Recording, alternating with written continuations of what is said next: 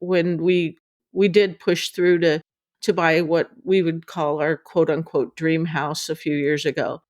And then 10 months into that adventure, it burned down. So we were just getting settled. And obviously, no one wants their house to burn down. But that happening opened up other opportunities that I fully believe wouldn't have happened had we stayed in that house.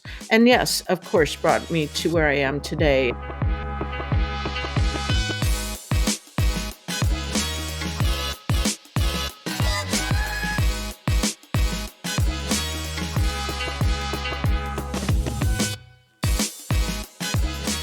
Welcome to the Awaken Magazine podcast, where we feature inspiring leaders who are helping our world awaken to love. I'm your host, David Trotter, and today I want to share with you an inspiring conversation with Laura Muirhead. She's a contributing author in our first anthology book, Awakened Hearts, available at awakenedheartsbook.com. Now, Laura is a very diverse individual. She is a licensed pilot. She's the CFO of a multi-million-dollar family business, and she's the creator of the Queen Code program and Oracle card deck. Plus, she's the internationally acclaimed author of her memoir, A Funny Thing Happened on the Way to My Life. Now, in this conversation, Laura shares about stories in her life that embody resilience. She's experienced heartbreak and setbacks, a house fire that burned down her dream home. Yeah. And she talks about how she won the lottery, how she was in the energetic space to attract that into her life. And we talk, of course, all about how she supports her clients through the Queen Code program and the accompanying Oracle card deck. You're going to love Laura, hearing all about the amazing, diverse background that she brings to the table and how she can support you in your journey as well. Hey, if you haven't already, be sure to subscribe to the Awaken Magazine podcast on Apple Podcast, Amazon Music, Spotify, YouTube. Click subscribe, leave a rating or a review. That's an easy way for you to help us reach more people with these incredible, inspiring interviews that we release each and every week. All right, hey, let's dive into this conversation with Laura Muirhead. Laura, it's so great to be with you. Thanks for taking some time to hang with us today. Thank you, David. I'm so happy to be here and have the opportunity to talk with you and your audience. So, in getting to know you more through your chapter in the Awaken Hearts book, one of the things that I would just say about your life from an outsider as I'm getting to know you is, wow, this woman has lived a fascinating life and you have done so many different things. What I'm curious about in all the twists and turns that your life has taken is that kind of what is the golden thread that you might be able to identify as either a big value that you hold through all of these twists and turns or a lesson that you've held on to? What might that golden thread be? Well, this is such a fascinating and question, a really good one. I don't, I would say, for one thing, I always say that my overarching theme of my life is a funny thing happened on the way to my life, because so many things have happened. But as far as, a thread to hang on to, I think there are a couple things that are woven into that fabric. One is perspective on how you look at the things, the challenges, good or bad, that come up in life.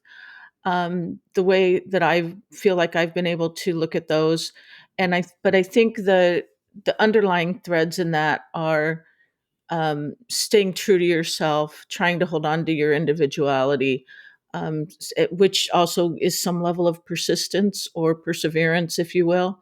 So, and more lately in life, gratitude is a huge game changer in general. Yeah, beautiful. Yeah, persistence, I would say, seems to be, I could definitely see that as a theme in your life and your story. We always love to hear about people's awakening to consciousness, mindfulness, spirituality, however you would define it. Talk to us about your upbringing in regard to that faith or spirituality component. Was that involved in your home life? It was in kind of a different way. I have been part of three different, traditional religions. Was born into Lutheran, and into our household. We went to Lutheran church when I was young, very young. When my dad uh, married his second wife, she was a Christian. So then, during my junior high and high school years, we went to a Pentecostal church, Wow, that's a which big shift. really big. And at first it was just a Christian church, but then when we moved and were part of a Pentecostal Christian church, so definitely different spirituality there. And then I my best friend in high school was a member of the Church of Jesus Christ of Latter-day Saints. So I became a Mormon as well. So I've experienced three different religions, and I think that it's really interesting to view different religions. I am pretty open to whatever faith someone is part of, whatever they believe. As far as my own, I don't participate in any of those these days. I've moved past all of that, for different reasons. But I would say definitely in the last, well, even more, I was going to say 10 years, but it's been longer than that. I had a curiosity for connecting with spirituality, connecting more with my intuition. I don't know if you know who Laura Day is.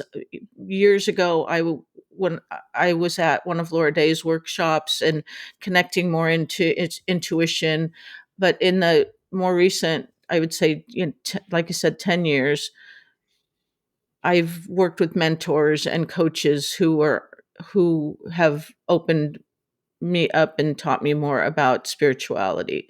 So I have worked with, specifically in the last several years, Joanna Hunter, and she has a light. She works with the light web, and I trained as one of her first four light web priestesses, and that has grown into a bigger group of women now. But so definitely working with energy and been open to all of that. But it wasn't a one aha. It's been a slower journey. Yeah, yeah. Well, I think that's true for a lot of us. There might be some breakthrough moments, little moments of awakening, but it is the twists and turns that pique our curiosity or allow us to release things that we've held on to previously and try on something new. Um, One of the things that is so fascinating about your life, as we read in your chapter, is the different paths and passions over the years. And maybe for those who haven't read the book yet, what are some of those paths and passions that you have gone down? What intrigued you about those different paths and passions? And what have you learned along the way? Oh boy, that's a loaded question. I hope you're ready. I'm ready. I have had so many different interests in life. I and for some reason I have been able to follow my passions and embrace them.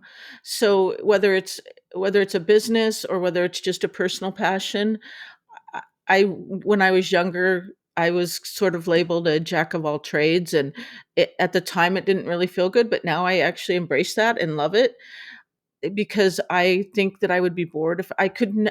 For me, I couldn't be. I think it's fascinating when people can be, a concert pianist or something like that. That's not me. Their Uh, whole life. Never. I couldn't do it. So some of the things that I've done over the years, as far as even business, well, on a personal level, I've taken flying lessons, I've ridden horses, I've shown horses, I've done pottery and drawing. I love art. There's that side of me. Now I'm a writer. I was never meant to be an author. I'm an author. So, and on a business level, I've I love real estate. I've worked in real estate offices. I've worked for mortgage companies. I've personally had a bread store. I built a horse stable from a cornfield up. That was during my horse showing days. I more recently had my pottery slash art studio, but each time there was just a passion in me. There was just something that drew me to that particular thing at that time. And then definitely for the last uh, 15, little more than 15 years, my main my main job, the main hat that I'm supposed to be wearing, is CFO of our family's multi-million dollar a year business. So that's kind of the constant, and Mhm. that's always been a constant in my life as far as bookkeeping and numbers. It sort of comes easy to me, but those things also allow me, and my husband is supportive enough to allow me to do these other things that I want, that I en- enjoy, and he, yeah, somehow humors me in these things. But what I found, and I think at times I thought that people, friends, family, people in general might look at some of the things that I've done and thought, well, why can't you just have a hobby? Why does everything have to be, my horse stable was a business. The bread store was a business. The pottery, my passion for pottery was a business. I don't know. I'm not sure why those have to be that way for me, but I've embraced that. But I've also learned, especially more lately, that there are times when you're ready to move on from those things. And I recently not only closed my pottery studio, my art studio, but sold the building. And I had the building for sale and turned down a very lucrative offer last fall. And then 6 months later, I revisited that because I was ready. And so just honoring your journey, honoring your own journey, not feeling guilty, not falling to judgments of what you might think other people might be thinking, because it doesn't matter. You're the only one living your life. So do the things that feel right for you in that time, and embrace the times when it's okay to let go. It's okay to move on to something else. This is so fascinating. So I've got multiple questions that are swirling in my head about this because there are so many people who in life, and especially listening to our podcast, have dreams, have a hope, have a desire, have an idea. And I'm seeing from your life, you then take action on that idea and not just dabble in it, but really jump into it. Hmm. Right. So the thing that comes to my mind is, well, a lot of people would have the mental roadblocks of, I don't have the skills, I don't have the finances, I don't have the resources to dive into that. That's my first question. I got more questions coming for you, Laura, because this is really fascinating about how you've done this. How do you handle that? And some of these things make it a little easier if you have the financial capacity to be able to kind of play in these different realms, and when everything's not on the line. And I'm not suggesting that things haven't been on the line for you, but it does make it easier. What is your advice for people who have those ideas, who have some desire to create something, but have all these mental roadblocks and you've just pushed through them time after time? Well, I can say that, after the bread, my first business on my own was the bread store, and I went into that with some friends, and that didn't end well. So that was really challenging to move past. Mhm. And my next endeavor was the horse stable. So there were a lot of arguments I had with myself, and somehow that passion just kept pushing through. It just kept pushing through. So, you know, if you have that big of a passion, honor it. And I've had my challenges with that as well. I thought that I might buy a horse stable, and already ready to go, Mhm. turnkeys. I didn't find what I was looking for in the right area. Mhm. So this is where I just keep coming back to, be open to what the universe has to offer you. Be open to things working out in the best way that they can. Somebody that I knew said, "Oh, my friends selling a cornfield. I'm like, let me buy your cornfield. But what I learned through that was that I bought it on what is called a land contract. I didn't know anything about land contracts at the time. It was fabulous. What a great opportunity, because you're basically buying from the owner and you're Hmm. paying them. You don't have to go to a bank. You don't have to get qualified. It's seemingly a great situation. Hmm. What I didn't know until I went to try to get loans to build my barn was that banks and traditional lenders don't want to lend on property that's under a land contract, because the reality is the person buying it doesn't own it until it's paid off. Gotcha. So I've had my challenges with these different things, but I've been able to work through them one way or another. Hmm. So the bottom line, I suppose, is that there are resources. There are different resources, and again, be open. In that situation, I happened to go to lunch with my accountant because we were sort of friends, and I said, I am having such a struggle trying to get financing for this project, this stable that I want to build. And he said, well, I know the president of the bank across the street. Do you want to go across the street and talk to the president of the bank? And I said, yes, I do. Now, I could have said, no, who am I to go talk to the president of the bank, right? Right. But, with him by my side and with that big enough passion, you're like, yes. Yeah, so there is, as far as mental blocks go, there is being open to saying yes to the things that are aligned. Say yes. It can go one of two ways. It can either go yes or no. And so, as it turned out, I went and talked, and the president of the bank pointed me in the right direction to this department over here. And long story short, got the loan to build my barn.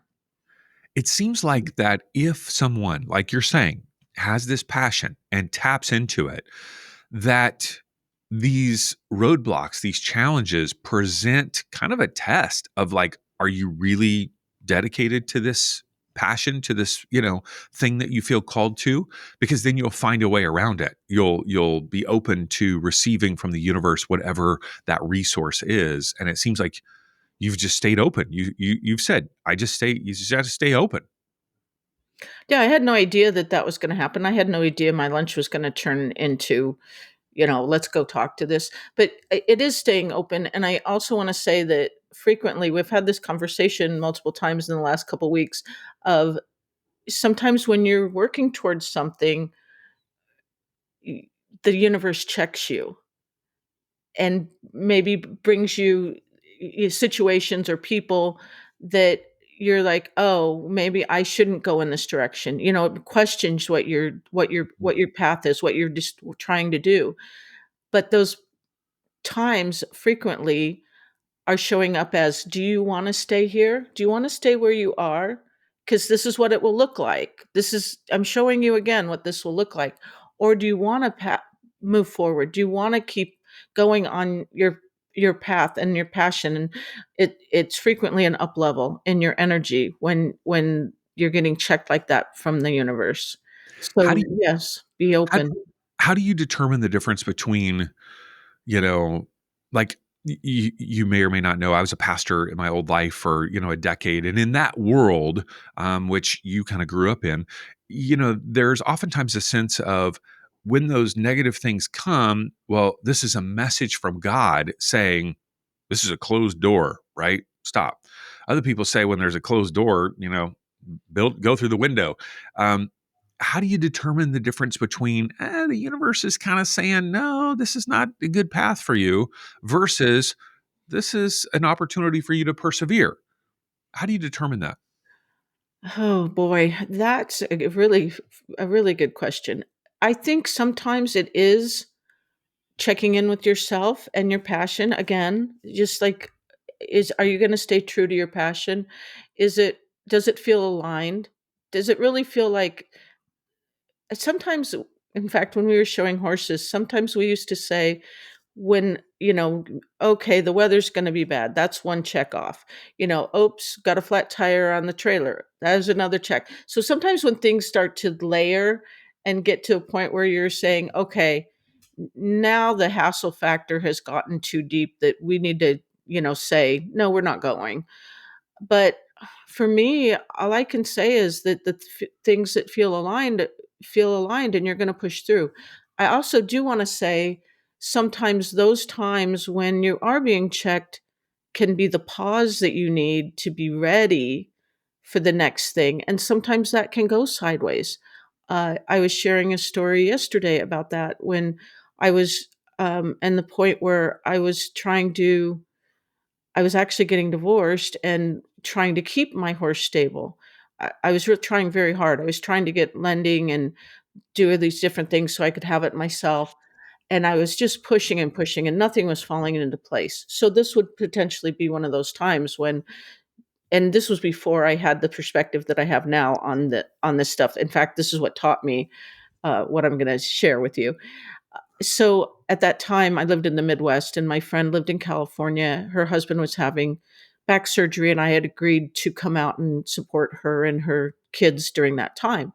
So while I was trying to push through to get lending to move forward with what thought I wanted to do, I said, I need to take a pause. Nothing's working out. And I am up against this trip to California. So I went to California and spent the week with my friend. When I came back, I had an opportunity to sell my horse stable instead of keep it. So the road went sideways, but that pause is what allowed things to fall into place to move you in a different direction. So sometimes it's that. Mm-hmm. Sometimes it's just a matter of letting go and allowing things to unfold the way they're going to unfold for the best. Mm-hmm. At this season of your life, have you found that looking back, you can see how all the pieces have kind of come together like in a mosaic, or does it still feel a bit fragmented? How does that feel for you looking back on all these experiences? I know you got a long life looking forward, but when we get to our age, well, I'm going to say our age. I don't know how old you are, but you got a few years on you. You're looking back. You had some experiences. Do you see the mosaic?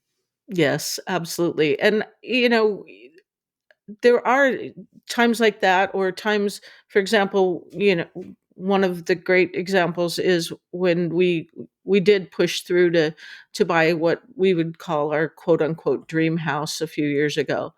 And then 10 months into that adventure, it burned down. We'd only been there 10 years. 10 months into that. So we were just getting settled, and obviously no one wants their house to burn down, and I wouldn't want to go through that again, but that happening opened up other opportunities that I fully believe wouldn't have happened had we stayed in that house. And yes, of course, brought me to where I am today. And we ended up being able to buy our second house in Michigan. We and spend time there, split our time between New Jersey and Michigan, where New Jersey, where I live, my main home. But we also that opened the doors for having my art studio, for having my pottery studio, and I fully believe that none of that would have come about had the house not caught on fire. My goodness. And my guess is in the midst of the aftermath of and literally probably standing in the ashes, you can't see the beauty of the second home, the beauty of the pottery studio. I mean, what are you thinking in that moment as the house? Are you standing in front of it as it's burning? Give us the scenario. What was going through your head? Yeah, it was about 3:30 in the morning, and luckily my husband woke up and saw flames, and this is a full story, I'm gonna try to be concise about it. Saw flames out. We lived on the water, so we had a lot of windows in our bedroom, and, saw what he wasn't sure, a flicker, and realized it was the back of the house on fire. So he got me up, yelled and got me up. I luckily grabbed my phone, called 911, ran downstairs. We had three dogs at that time, and one was a new puppy that we had only had for a couple weeks, and so we had to wrangle all of those. Our one of our dogs ran back upstairs because of all the noise and my husband yelling to get out of the house. So he ran back up after her. Luckily, she came because he said he called for her and took another breath, and there was no air by that time. And so we ended up outside and then across the street at the neighbor's house. We thought our neighbors were out of town, but they were home. And I literally just thought in those moments, I thought, no, we're going to be okay. Like the fire trucks are going to come, the fire will be put out. As I was in the neighbor's house standing there, I saw the flames come through our front windows, and that's when in that exact moment, I knew, "No, we're done. Like, this isn't gonna be salvageable." And in fact, I took a picture of it in that moment. And I have it. But, the best you can do in those times is move to the next step, the next step, the next day, the next moment. What do we need to do next? And luckily, my husband is a problem solver, and so he is like very quickly, called his son, put him into action, find us a hotel to stay in. There's a lot to this. This is a whole nother podcast, but we Goodness. just moved forward and did the best we could day to day to day, but we also knew, again, here's where perspective comes in. We knew we weren't going to sit in the victim mentality of and in fact, there was really no crying. At one point, I realized that I don't know why this was the thing that hit me, but I realized that I had a collection of Finnish glass that my Mm, mother had gifted me, and then I had personally added to that. And all of a sudden, I was like, "Oh my gosh, that's gone." Why that one thing? Who knows? yeah. But I started to tear up, and then I was like, "Well, what good is that going to do me? I'm, it's not going to bring me. It's not going to bring it back. The best I can do is just move on and rebuild." And that's what we did. In the meantime, we also had our business to run and things to do. So, and luckily in that moment, I mean that morning, my best friend lives in California, and I called her and she said, "Oh my gosh, I'll come out. What do you want me to do? What do you want? Can I come out?" And I was like, "No, what are you going to do? Like, I don't know what you could possibly do to help." Luckily, she didn't listen to me and texted me that evening and said, "I'll be there at 7:30 tomorrow morning." So there is like power in the people who show up for you, and you not knowing that you need help and accepting it when it does show up. My goodness. One of the things that's extraordinary about your life is such highs and such lows. Everybody's life is different, but my goodness, I mean, not only have you had your house burned to the ground, but I also have read that you won the lottery at one point. This was prior to the house burning. Is that Way the before case? that. Okay. What was the scenario around that winning of the lottery? How did that impact your life? What did you learn from it?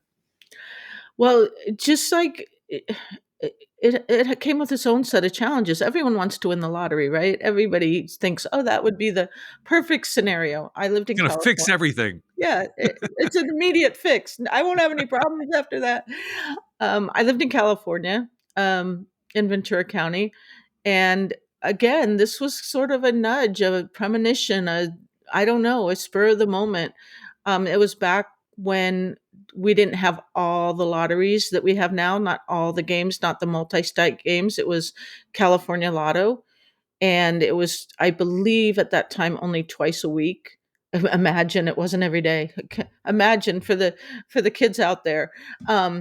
So I had come back from a trip. My daughter was young, and I was trying to catch up on things, work and everything, and running errands. When I got back from my trip, I saw a sign as I walked into the one of the pharmacies, one of the stores, and I said, "Oh, the lotto. What day is that? When's the drawing?" and it was going to be on Saturday. It was going to be on New Year's Day. And I was like, "Oh, yes. New Year's Day and a lottery ticket, those 2 go together really well." So I just happened to buy a, $5 quick pick and put it in my wallet, and didn't really think about it. A couple days later, I was like, "Oh, yeah, I have a lottery ticket for today." And back then, we checked it in the newspaper. These Yeah. like, we're talking dark ages, kids. Yeah. So, it was one of those things where I had the lottery ticket and I had the newspaper, and I, like, saw all the numbers at once and saw all the numbers and then went back and matched number for number, and I was like, "Oh, I have a winning ticket." I didn't know how much it was. I didn't know what to do. We went back to where I had bought the ticket and asked them, and they said, "Well, you have to go to the lottery office." And at that time, I lived in Ventura County, so it was in Ventura, and went the next morning to the lottery office. And but the challenges that come along with that are, there's some personal, just mental, emotional challenges of just why me? Why did I win? Why didn't you win? What, and feeling a call to do something positive with it. Mhm. Like that. I was fortunate. Shouldn't I do something with that? Um, there was also, um, challenges with family members and friends who expected things that, this is where it's really important to have some, what I call, personal policies, boundaries, and try to have some clarity of what you're willing to give or not give, or what you're willing to support or not support. Mhm. And so luckily, fortunately, I wasn't one of those people who won and then immediately lost everything. I'm not someone who said, "Oh, well, I was frivolous with it all and Yeah. it's gone." So it did allow me to, follow a couple of my passions, but there were still lessons even with that. There were lessons with feeling like, well, I have the money to do this, and then when it didn't go well, going, "Oops, wish I maybe should have thought through this a little." But again, they're all just lessons for your toolbox, for your files, and learning and moving forward. Mhm. Do you sense that there's some sort of internal makeup that is allowing you to attract these things into your life? I mean, you're having pretty high highs and pretty low lows, so it's all getting attracted. But like, let's focus on the highs here, the opportunities. Like, what is it about you that allows these things to come to you? I'm not really sure, but I'm really grateful for that. I think that there is something, I do feel like there is some level of being fortunate throughout my life, for sure. Most recently, I can attribute some of that to choosing the right people, knowing the right people to have in your corner, um, yeah, y- being authentic to yourself. Me writing my memoir and getting that published has opened up things that I didn't ever expect would happen. And even to be sitting here talking to you, that to me has come about from that. And I think that that was one piece that was a really important piece of being my authentic self, to be able to tell my story, to tell parts of my story that had been really quiet for years and that I felt personally felt were not, that I wasn't being truthful because I Mhm. wasn't sharing those, and hopefully they're inspiring to other people. So Mhm. I don't I don't exactly know what the secret sauce is, but I do know that there's something to following, again, just following your passion, being true to yourself, and holding on to your individuality the best way that you can, Hmm. tapping into your inner knowing or your intuition or the universe, whatever you want to call what you're being led by. Hmm. So, as I mentioned, you have written a chapter in the Awakened Hearts book. It's called The Journey to My Heart. And I feel like that's just a taster, little taste test of, your overall memoir that's called A Funny Thing Happened on the Way to My Life. And what could people expect when they read your memoir? Well, I hope that they find some connection in some of my stories, some inspiration in some of my stories. I talk about a lot of different, I touch on a lot of the things that we've talked about today. I and the twists and turns of life, but having that different perspective on it, where that's why it's a funny thing happened on the way to my life instead of, oh, here's my sad story or something else, because of that's the way I look at it, is that you think life is going to go in a certain direction and then it goes sideways, and how do you look at it? So I hope that people can find some inspiration, find some joy in it, you know maybe you'll laugh, maybe you'll cry.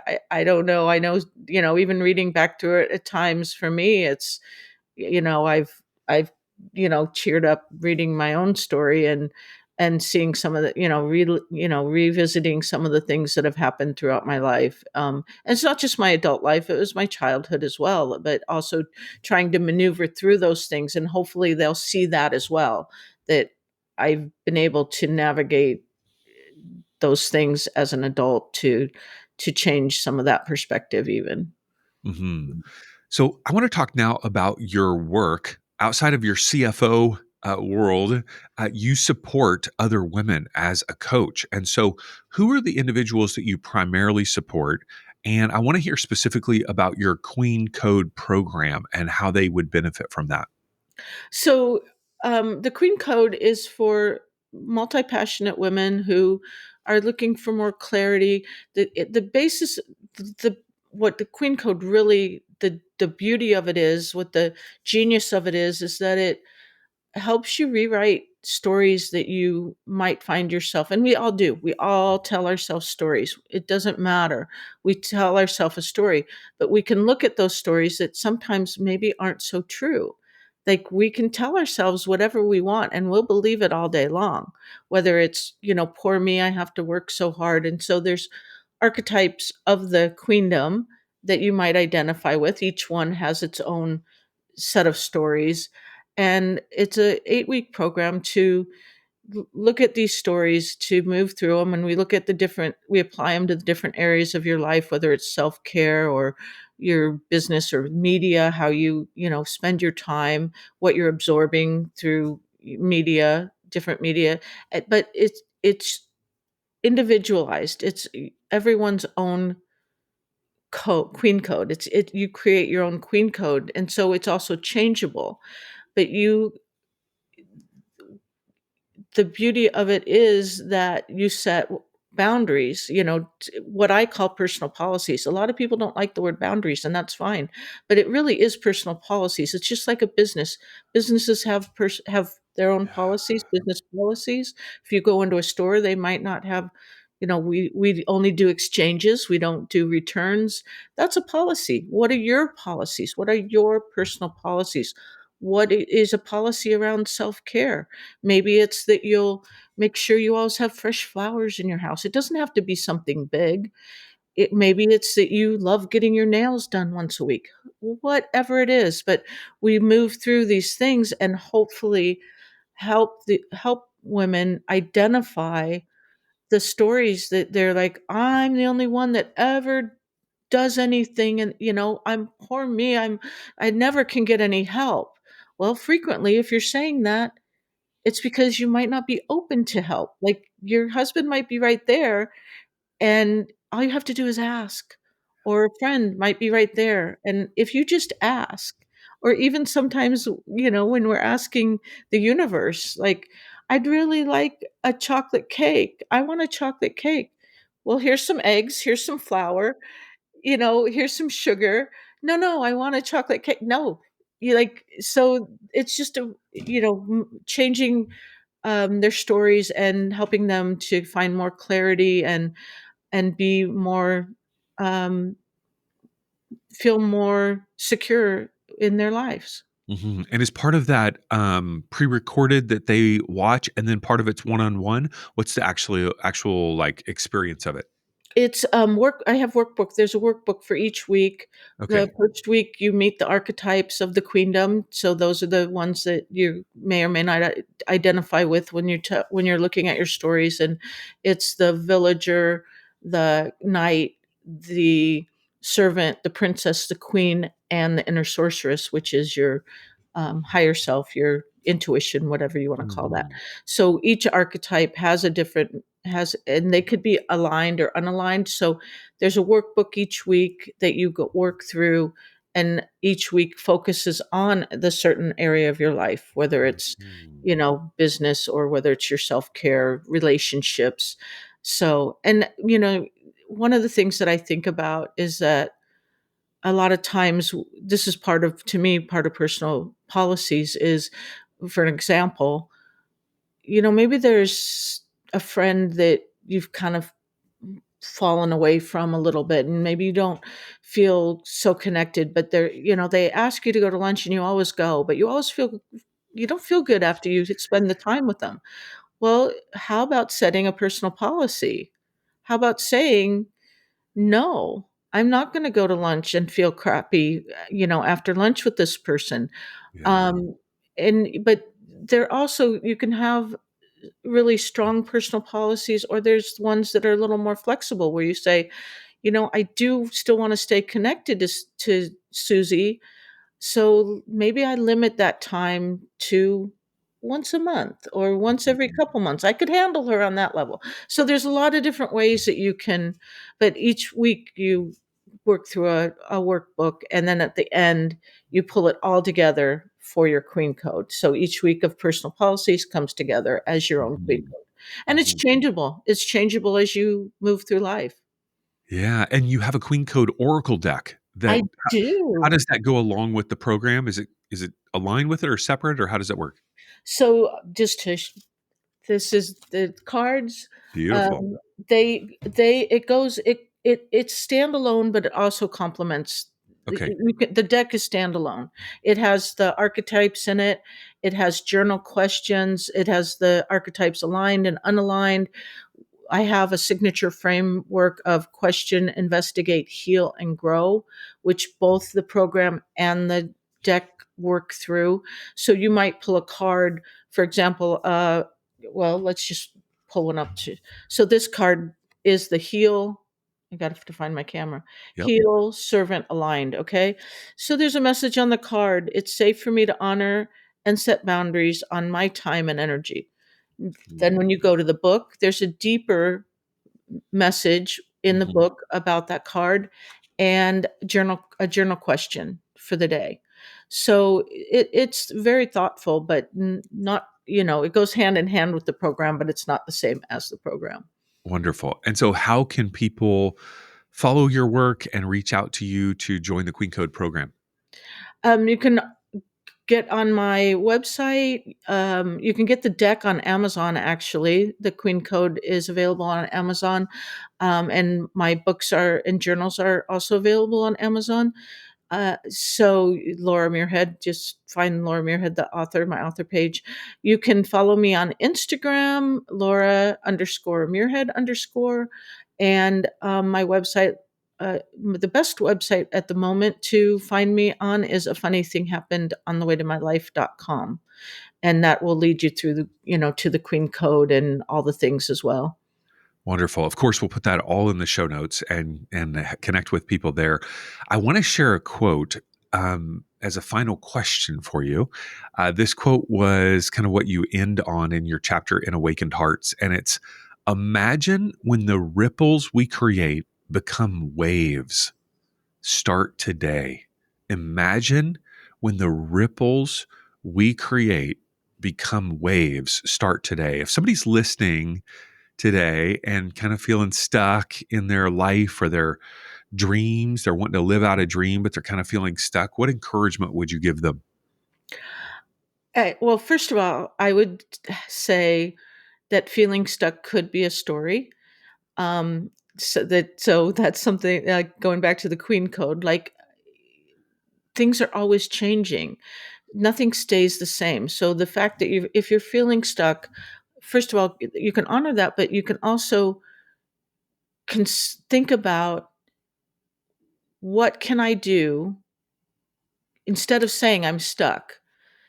Change, reframe that, and say, what steps can I take today that would prepare myself for what my next my next adventure, my next thing coming, for what the universe might be bringing me. So if you look at it and say, what steps could I take today to prepare, or what lesson could I learn from where I'm at right now? Um, these and also I would. This is a longer answer You're than fine. No, keep going. um, Yeah. you know, if you think about the feeling stuck, it doesn't feel very good, right? If you say, "Oh, I'm stuck." We need to move your vibration up to a better level than feeling stuck. So what can you do to do that? You can gratitude again. Like I'm sure that you can find 3 things every day that you're grateful for. It doesn't have to be big. It can be that you're grateful for the fabulous sandwich that you had for lunch, or that you had a sandwich at all for lunch. It can be grateful that for your house, the sun, the warm weather, whatever. There's so many things to be grateful for, and that immediately changes your vibration. You can, again, buy flowers for yourself or whatever your thing is. Have a cup of tea or coffee in your favorite mug. These things will raise your vibration and help you move out of the idea of being stuck. But I would say that, so often, and the reason for that quote is the actions that we take day to day, we don't often we don't often get the opportunity to see the ripples that they create Right. for other people or for yourself. So if you're feeling stuck, try to move out of it, but really try to just reframe it to be open to the idea that maybe this is also just a pause and the universe is going to bring you something really amazing, and it's just getting you ready for that. Wonderful. Laura, thank you for sharing your life, your passion, your wisdom. It's so great to learn from you and appreciate all the great things that you're doing. And thank you for your wonderful offering of the chapter in Awakened Hearts. It's great to have you a part of the book as well. Thank you, David. I really enjoyed talking to you, and thank you to your listeners as well. Thanks for listening to the Awaken Magazine podcast. If you enjoyed this episode and our other conversations, would you mind taking a moment to leave a 5-star review and maybe even a comment on Spotify or Apple Podcasts? That's one of the ways that you can give back to the show and help us reach more people. And of course, feel free to share the episode with a friend. And if you're not already on our email list, we send out an inspiring email every Monday morning full of articles and interviews. Just head on over to awakenedmagazine.com and click subscribe and join for free. Our hope is that all the resources we share will help our world continue awakening to love.